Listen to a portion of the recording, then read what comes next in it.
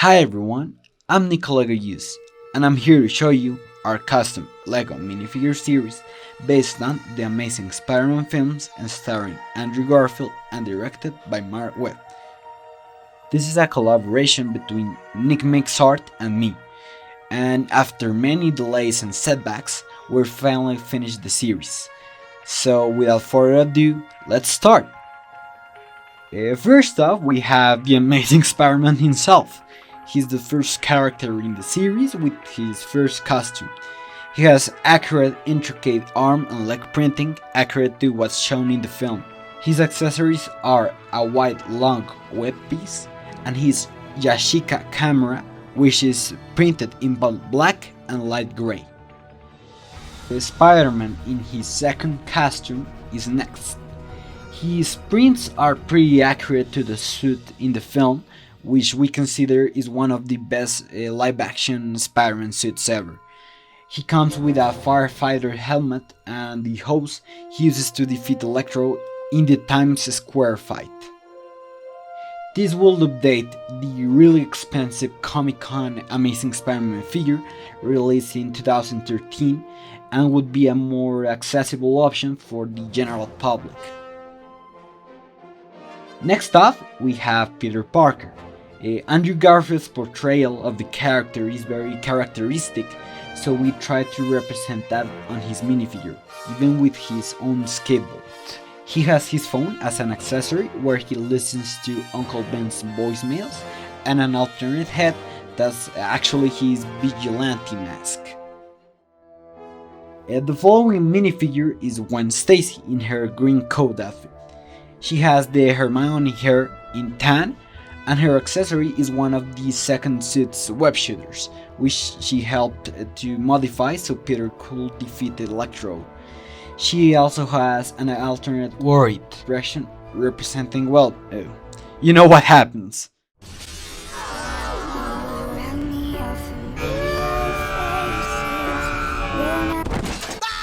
We definitely think this figure's design smacks harder than her neck.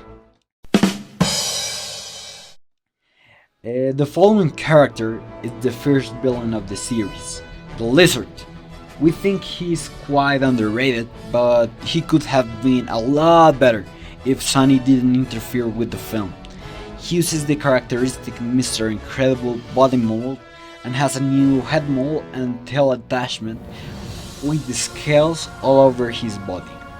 We felt that the Mr. Incredible body captured better his actual size and height, as he's not as short as a regular person but not as big as someone as the Hulk, so he shouldn't be a big figure.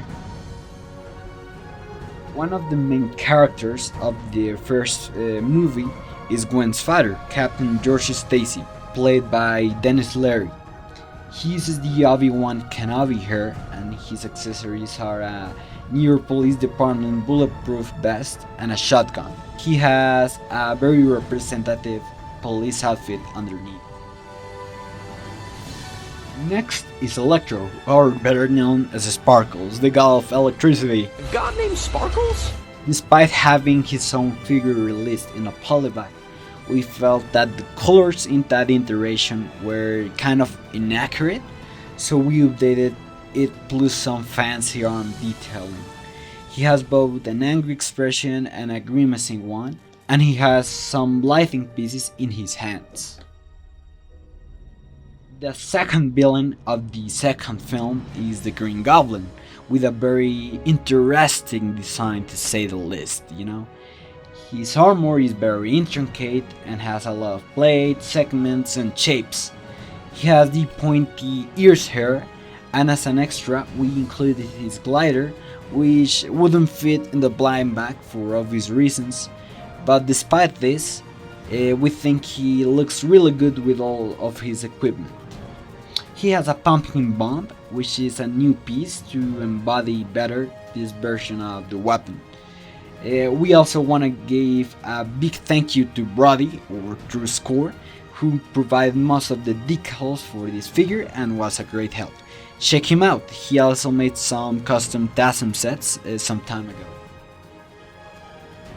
And of course, if the evil version is included, this new Harry Osborn is here as well.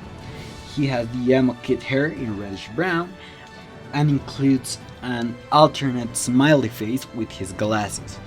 His accessory is a new transparent piece similar to the book cover piece, which has printed the Oscorp Special Projects files, some of which are the Max Dillon Ravencroft recording, Octavius Tentacles, and some other projects that Oscorp had been working on. Next minifigure is the Lizard's alter ego, Dr. Curt Connors. He uses the torso design for the Raimi Trilogy version of the character and has a quite simple design: his white coat with a square shirt and his Oscorp ID badge. He uses the Anakin Skywalker hairpiece and has two expressions, a normal one and another where he starts to transform into the lizard. His accessory is the Lizard Serum made with a lightsaber hilt and the round tile with a vertical pin. The next minifigure is Sally Field's Aunt May with her organic eggs from the first movie. Yeah. Eggs? Organic, got it. She's quite simple regarding torso and legs, and she uses the old man Luke Skywalker hairpiece in dark brown. Another villain that appears in the second movie is Alexei Sitsevich, the alter ego for the Rhino. He has a really angry face and has printing for his Adidas sweatshirt and sweatpants, even with tattoos in his arms. His accessories are a gun and the plutonium can he steals at the start of the film. Also included are an alternate pair of dual molded legs for his Rhino design underpants after Spidey Webster. Max Dillon, or Spider-Man's eyes and ears, My eyes and ears out here. Alright? Alright. I'll see you out there. is the next figure. And despite having a somewhat boring design, he has leg printing too. He uses a new hairpiece to fit better his almost bald hairstyle, and his accessories are a couple blueprints and his green and yellow birthday cake. Uncle Ben is the following character, and he also wears a normal civilian outfit, just grey pants and a dark brown jacket. He has the wavy Superman hair in light grey, and his accessories are the picture of Richard Parker with Curt Connors and Richard Parker's briefcase. We want to thank Removed Elm for helping us designing the print for the picture in a 1x1 flat tile. One of the last figures is Richard Parker himself, Peter's dad. We felt like including him as Peter's parents' plot is pretty relevant in these films. So he has the laptop from the start of the second film and one of the modified spiders from the start of the first movie. Our very last character is Flash Thompson, who is definitely the best version we've had of this character in the movies. He has the new Falcon hairpiece in dark tan to represent his short hairstyle and has a yelling face from when he is hitting Peter. And under his jacket, it's his Spider-Man shirt from the end of the movie. His accessory is a simple basketball. Last but not least, we want to show you the Rhinomech. This beast was originally designed by Tyler Builds and MGF Costumes with instructions made by Blue Vortex 9 in Bricklink.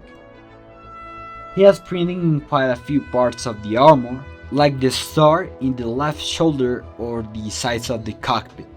You can open and close the center part so you can easily insert Alexei in the mech.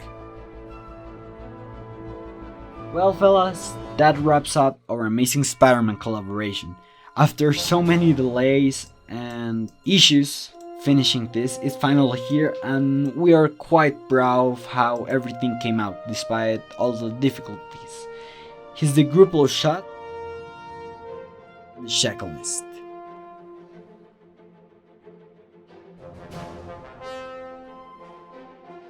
Again, we want to thank Removed Elm, True Score, and Tyler Builds for their different contributions to the series, as well to all the people who showed immense support to the series on Instagram.